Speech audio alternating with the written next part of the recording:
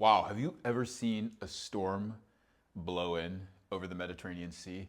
It is actually quite phenomenal. And speaking of which, it brings us to the topic of today's talk, which is blowjobs. Which, have you ever taken the time to wonder, why do we call it a blowjob? I mean, there probably is no term that's more deceiving than the term blowjob. Now, I did a little research, and I'm sure maybe some of you have as well, but supposedly, this comes from Victorian times when they would say it was a below job, as in below, like the belt line, I guess. Then you are doing a job for Victorian prostitutes. Now, who knows if this is true or not? I mean, this is just hearsay. I've also heard that blow is because, well, probably don't need to draw this out so much, but if you do a blowjob appropriately, then there is an explosion of certain matter that then relieves the person that was receiving the blowjob. Now, regardless, I still think though that this is probably one of the most ridiculous and confusing terms out there. And well, probably has thrown off a lot of people when it comes to actually doing so well. So what is it that makes for a good blowjob? When talking to men, which I have coached hundreds and hundreds and had thousands upon hundreds of thousands of people influenced by my material, the number one thing that men will tell you time and time again, it's not your technique, it's not, some magical humming noise, though all those things can help. It is simply that you are enjoying doing it. Now, that might not be that surprising, but it is really great advice. Now, I would of course say that if you enjoy doing it in a way that's just completely could care less, wow, do you hear that thunder? Perfect timing.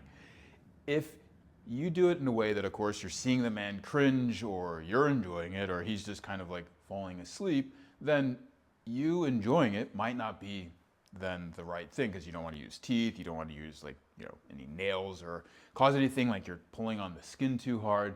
But the big deal here is that you are genuinely enjoying it. Not just that you look like you're enjoying it, but that you're actually enjoying it and that you crave it and that you are the one initiating, wanting more of it, coming for it. These type of things are what actually bring a man a lot of pleasure. But that aside, let's talk a little bit about physiology, biomechanics, anatomy, the important things when it comes to actually giving or performing or enjoying a good blowjob. And if you think about it, well, most techniques that you're going to see out there, it's going to involve like maybe the guys want you to go faster. You're typically like kind of moving the hand up and down. If you're coordinating with the mouth, this now all of a sudden you're like a master blowjob person. You'll see this kind of lazy advice all over the internet. And it has merits because some people really have absolutely no clue. But if you're here at this channel and you're listening to me speak about this, then I imagine you are probably, well, let's just say at a different level and wanting to go a little bit deeper.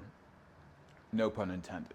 What you need to think about is that if you are always sending sensation towards the body, meaning that your mouth is going towards the body, your hand is going towards the body, then you're actually pushing blood flow into the body. You're hoping to create some kind of stimulation on the outside by going harder or faster.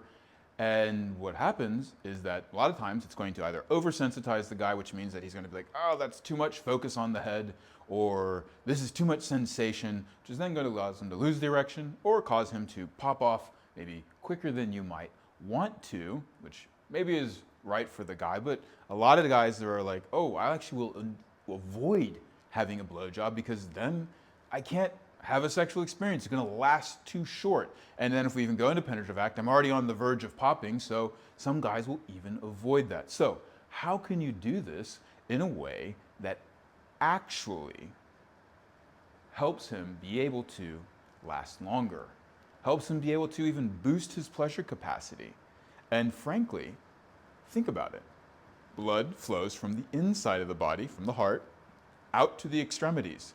So start to focus on bringing the motions from the base of the penis out towards the tip. So that means with the hand, maybe you're actually pulling the hand towards you. You're actually bringing your mouth and using sucking. And starting to even use your hands to bring blood flow from the stomach through down to the legs. I mean, I hope you get the idea. Now, as opposed to going into all the details, which you are definitely going to see when you go to the Embodied Love University, where there is tons of free information for you to check this out, just start to think creatively.